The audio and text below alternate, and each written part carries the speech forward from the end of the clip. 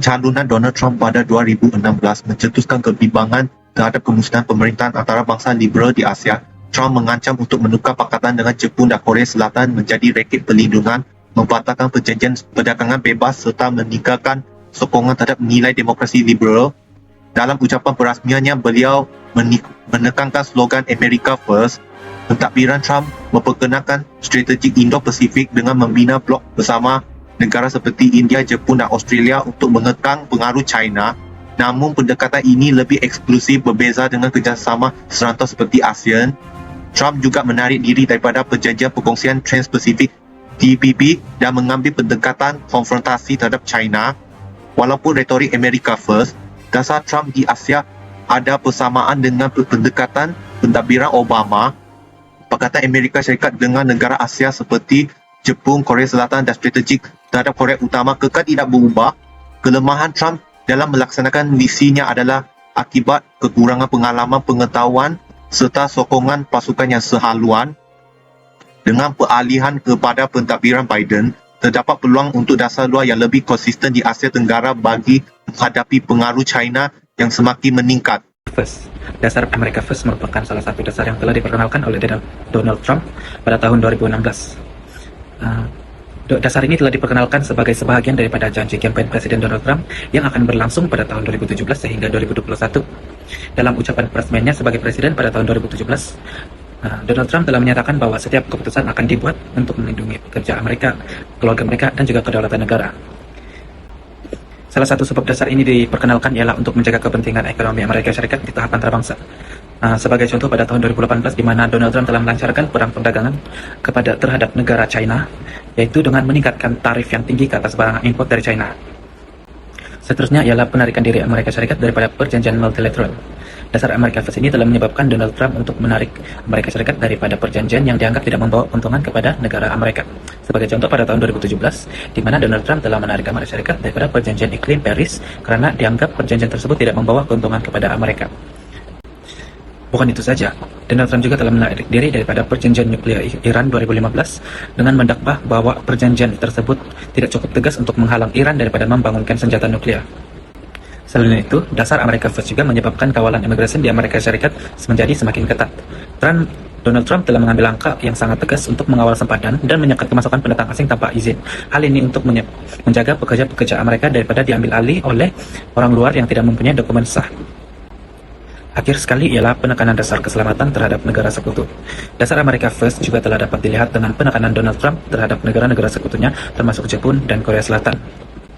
Donald Trump telah menekankan kepada negara Jepun dan Korea Selatan untuk meningkatkan kos sekiranya ingin kehadiran tentera Amerika Syarikat di rantau mereka. Pada tahun 2019, Donald Trump telah menuntut Korea Selatan untuk meningkatkan bayaran kos keselamatan sebanyak 8.2% dari asalnya. Secara keseluruhannya, dasar America First yang telah diperkenalkan ini telah membawa banyak perubahan besar dalam pendekatan Amerika Syarikat terhadap Asia Timur.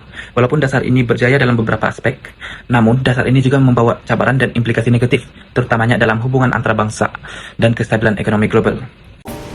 Seterusnya, saya akan membentangkan strategi Indo-Pasifik Amerika Syarikat dengan memberi tumpuan kepada peralihan dasar dari pentadbiran Donald Trump hingga Joe Biden.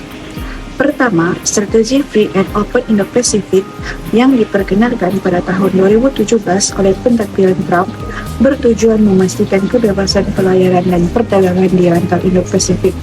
Ia juga menekankan usaha mengekang pengaruh China melalui peningkatan kehadiran ketenteraan laut di Laut Cina Selatan serta inisiatif seperti Blue Dot Network sebagai alternatif kepada Belt and Road Initiative.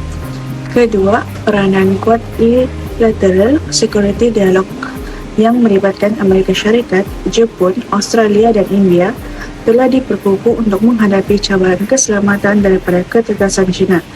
Quad turut melibatkan kerjasama dalam isu global seperti perubahan iklim, pembangunan infrastruktur digital, dan rantaian bekalan. Ketiga, pentadbiran Joe Biden mengagalkan strategi FOIP dengan penekanan kepada pendekatan multilateral. Biden memperkenalkan Indo-Pacific Economic Framework pada tahun 2022 yang menumpukan pada sektor digital, tenaga bersih dan ekonomi mampan. Pendekatan ini mencerminkan usaha untuk menyeimbangkan pengaruh China sambil melibatkan dialog yang lebih membina. Namun, strategi ini tidak terlepas daripada cabaran, termasuk landscape geopolitik yang kompleks dan keberbagian kepentingan negara serantau. Amerika Syarikat juga perlu bersaing dengan pengaruh China dalam teknologi seperti 5G dan kecerdasan buatan. Kesimpulannya, strategi ini menunjukkan evolusi penting dalam dasar luar Amerika Syarikat dari pendekatan unilateralisme Trump kepada kerjasama multilateral Biden bagi memastikan kestabilan dan pengaruh di rantau Indo-Pasifik. Assalamualaikum dan salam sejahtera. Saya Kirol Azhar bin Haris, BA 22110065 akan membentangkan tentang hubungan ekonomi dan perdagangan. Hubungan ekonomi dan perdagangan meningkatkan pertumbuhan ekonomi, peluang pekerjaan dan hubungan diplomatik. Sebagai contoh, hubungan Malaysia dan China, yaitu ekspor Malaysia yaitu minyak sawit dan ekspor dari China tekstil kain. Yang ketiga, hubungan perdagangan memperkukuhkan imbangan perdagangan dan pembangunan sektor ekonomi strategik. Seterusnya, penarikan diri Amerika Syarikat dari TPP. Amerika Syarikat menarik diri dari TPP pada Januari 2017 kerana dasar Amerika First. TPP melibatkan 12 negara termasuk Malaysia untuk perdagangan bebas dan kerjasama ekonomi Asia Pasifik.